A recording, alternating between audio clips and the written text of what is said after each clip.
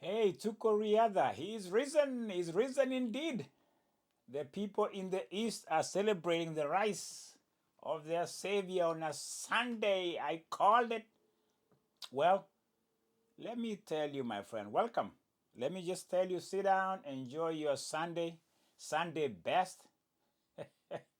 I hope I'm in my Sunday best. I don't know. Do I, meet the standard of Sunday best? I hope so. Tuko my friend, is always a channel that gives you that intro. That intro leads me to the far eastern part of Kenya. I'm still here. I'm dwelling. That is where I grew up. I'm really invested in that country. And that is not going to change and is where I stand. And here is a subject matter that I've been trying to highlight and play out. Give it what I call trumpet like. Trumpet, not Trump. Don't quote me on that. So, an episode ago, I mentioned the deadline that was looming in Kenya athletics as far as WADA and the World Anti-Doping Agency based in Canada.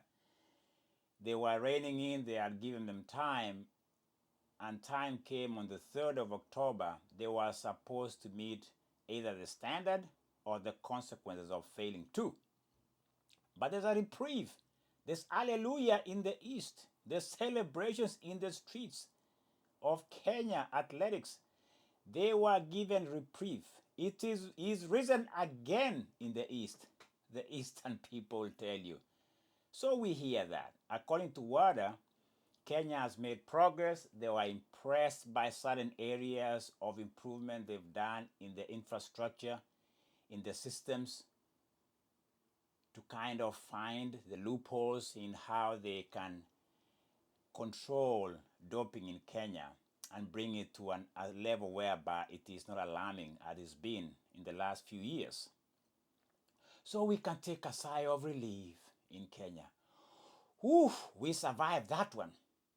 They were coming after us, and we just found a way to stop or to put a bandage or to put a PR, because that's what I think they did. I'll tell you more as we continue. So, guys, if you are a Kenyan sitting out there and were you really concerned about WADA, World Athletics, coming down hard on Kenya? Why you think they're gonna do that? Do you think it's the right thing for WADA to do so that Kenya can change? Is Kenya ready for change? How come we got here? That's the question sometimes Kenyans don't ask themselves. The conversation should be, how come we are listed as a doping nation in athletics? How did we come to this level?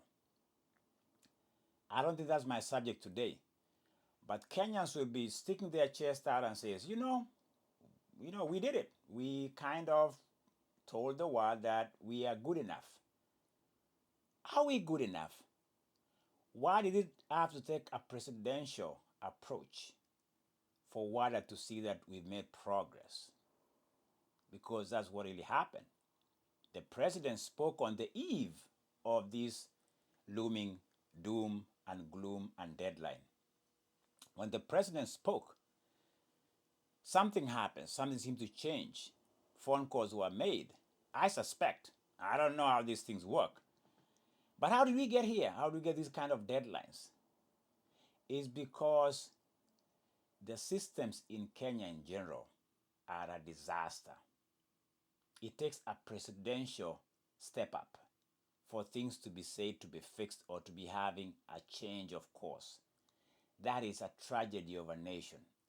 The fact that the Kenya athletic system were not able to be given enough funds, to be given enough autonomy, enough powers, or even the athletes as in general to change their ways and the way they look at drugs and doping is a problem. This is a bandage.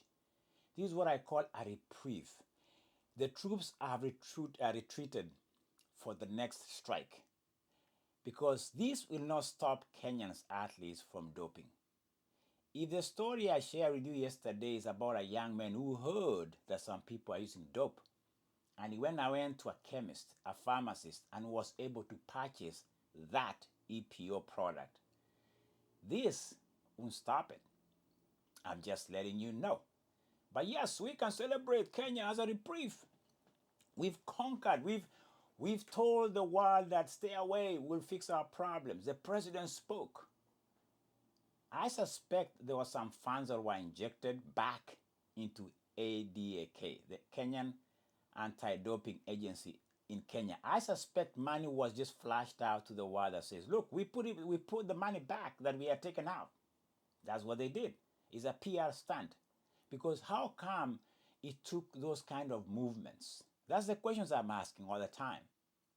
Because let me tell you something. Let me just be very honest. Kenyans has a very hard time understanding what truth is. We have a very complicated relationship with truth. Truth. Kenyans have a problem with truth. They do. We don't like following the truth no matter how far, what it's going to cost us. So what do? We bandage the wall, we bandage the problem, we bandage the wound. Let me ask you these questions, Kenyans. How many people died in 2007, 2008 political clashes in Kenya? Do you know? To this day, how many IDPs, internally displaced people, have found their way into their homes in Kenya and they've been paid legally to go back to their homes? You don't care, do you?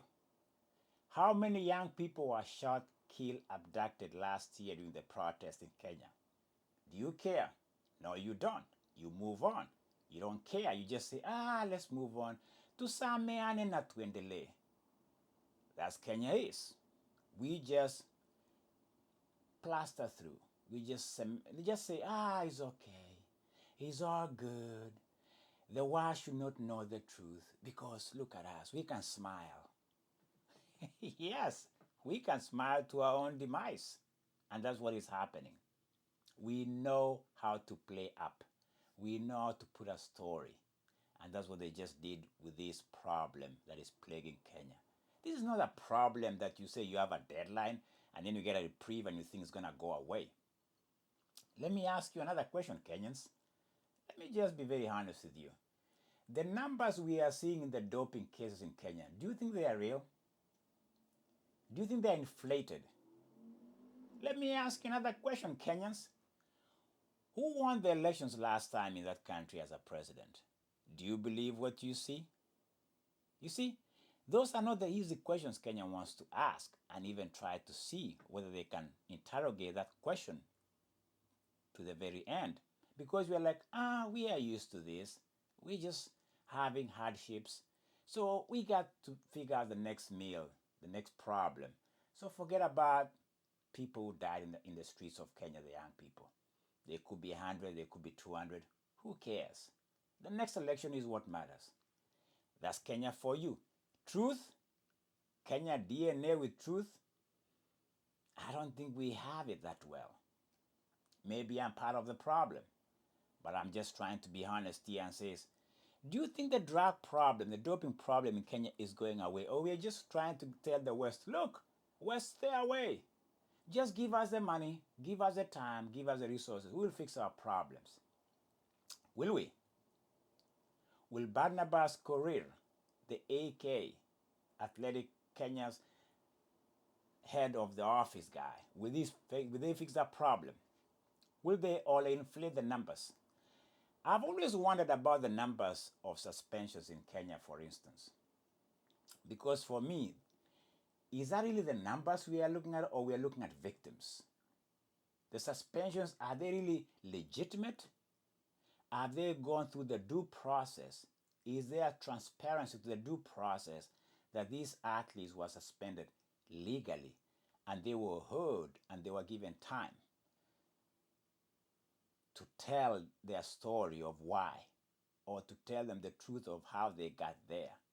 Is the due process exhausted before they are suspended? Because the numbers are huge and the names are pretty much low-lying fruits, the nobodies of athletics. Ruth Chemngetich, marathon lady who won last time, did she get the due process? Or it was, you get busted here, you're suspended, no voice, silence. So the data shows we are doing okay. So we impress WADA by numbers. So maybe numbers tell us, hey, be aggressive. Show us how many suspensions you can put out there. Show us how you're cracking down on these dopers. Give us the numbers. Tell us you're aggressive. You are being hard. You're doing extrajudicial suspensions. I didn't want to say killings because that's part of the narrative in Kenya. Extrajudicial killings. Because we want to eliminate, erase evil from the society. So kill them and ask questions later. Suspend them and ask questions later because WADA, the World Athletics Associations, want to see the numbers, that you are aggressive. You're being tough on dopers. Is that what is happening? I answer my own question by saying, possibly. There's a story that is very sad that is trending on Facebook, some some news headline outlets in the world. Is about a young man. And let me tell you, this story really strikes home a point for me. It strikes home something that is very dark. There's a dark side to Kenya. I've talked about extrajudicial killings in Kenya. And no due process, no expose, no questions asked. Killings in the streets of young people. Questions are hardly asked. They are in the news today. Tomorrow, nobody cares. And here comes a story about athletics and doping, and victims and suspicions. The name here is Edward Zakayo Pingua. Somebody texted me this about this young man, and I'll be very personal about this because I think this is where Kenyans strike me as an odd country of dark side of Kenya. The untold stories, the cartels, people who are playing cartels with athletes in Kenya. Here's a young man who was coming of age in 2015. I have it right in front of me. And this is trending on Facebook. There's had a lot of views, a lot of comments about this young man. And I'll take it from there because I think this is where I'm trying to say the reprieve WADA has given Kenya, the grace they have granted Kenya for trying to come up with the systems that kind of curtail and kind of minimize doping pandemic within the system or athletic systems and ecosystem in Kenya. Could it be that there's been victims in inflating the suspensions in Kenya? People have just fallen victims of what they put in place to say, hey, you do this or we suspend you. You either bow down to the cartels or you are done. This guy falls in the category because I'll tell you this, there's some powerful people in Kenya in athletics.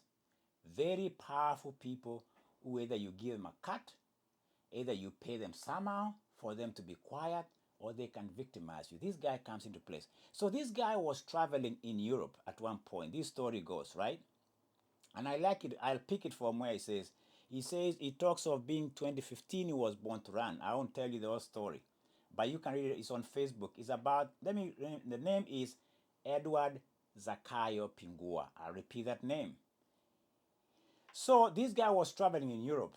In the process, he had a race.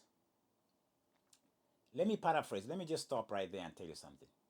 Athletes who have registered with Kenya Athletics, and I think in any other part of the world, in their phones, they have an app that tracks every movement, every race they go to. The reason why they do that is what they call biological passport. They have to know where you are at all times, just in case the agents of WADA will come to you, where you raced, where you live, and they can take a sample from your blood or whatever and figure out whether you are in compliance, whether you are using any drugs in your races or in your training. So there's a biological passport. And one of the things they use nowadays is the phone system. You know it, it tracks everywhere you go, and athletes have that, and they have no choice. So this young man was traveling in Europe racing, and somehow he finished a race. And most of the time I know this. After your race, you might have to go to another race, or you have a flight that is awaits you to go back home, or whatever. There's a lot of movements with athletes in Kenya. Mostly the ones who don't have a lot of money, they are chasing the money. They might be traveling from one country or another city or whatever. So there's a lot of movements. And sometimes they are on their own. I'm just trying to tell you the story of this guy. He was on his own, and for some reason, he was so fatigued after the race, he says. And in the process, he wasn't himself. If you can identify with that as an athlete, you know what I'm talking about. You are tired. Your brain capacity is not in the best cognitive state, as you can say. And so he boarded a flight. He boarded a flight, according to him here, he was in Dubai. And I think that's the transit most of the time with athletes. They go Dubai, they go Doha, whatever. In the process of being tired, he got off a flight and forgot his bag, one of the small bags he had. Let me tell you why that becomes personal for me.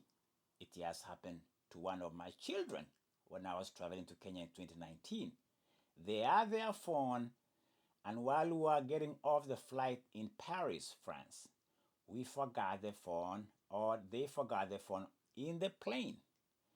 When we got off, while we were going somewhere to get a snack, they remembered that they had forgotten the phone. We tried to retrace our steps back to the airlines, Air France, which I'll never take again. They gave us all this security stuff, exactly what this young man went through. In the process, my child never got the phone, and it wasn't that far. You can see the plane out there, but you can't get back.